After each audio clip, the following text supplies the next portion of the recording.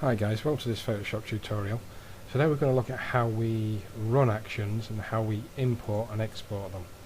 So your actions menu is actually a nice little play button here. If you can't see it, if you go to Window and turn your actions menu on, and basically it's a set of instructions to tell Photoshop what to do. Can save you an awful lot of time. I have these set up, as you can see. I have a beauty retouching one here. I have copyright ones, I have ones for dodge and burn, so they can be really useful and save you a lot of time.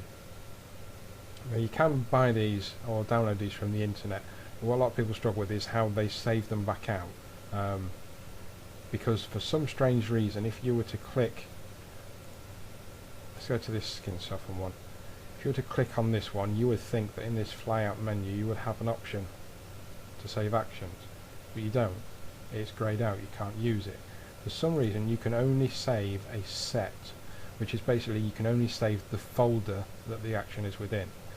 So for example, default actions are the Photoshop ones. You could save the entire folder, but you can't save the individual ones. So the way to get around that is if you create a new action, create a folder for it, you can just drag and drop the file into the folder, call the folder exactly what the action is within it, and then save the folder. So for example, on this one, the skin soften action is within a folder called skin soften. Now if I select the folder and go to the same menu, you can now have the save action, and basically all you do is just save this wherever you want.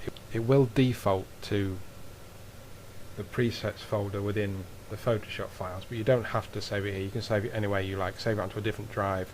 That way, if you ever lose your operating system, you can import it back in. So how do we import it? It's the same menu, and all we're going to do is go to Load Action, and you're going to pick an action, click Load, and your new action appears at the bottom of the list. Now I'm just going to demonstrate you one of the actions, this one in particular. If you go back and watch the skin softening retouch video, this is the actions that we went through during the course of that tutorial. So I'm going to select the skin soft, press play, and you can see everything that's going on this side here.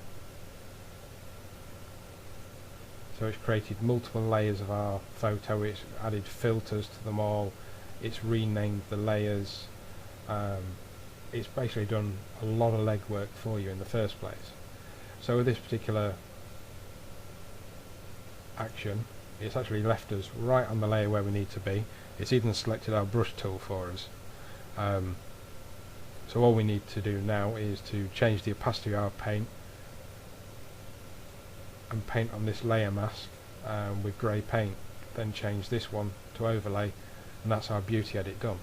So it saves you an awful lot of time. Incidentally, if you do want access to this particular action, it is available from the website, which is www.karlredshaw.com. If you go to the DSLR training page, there's details there about how you can get this action if you want it.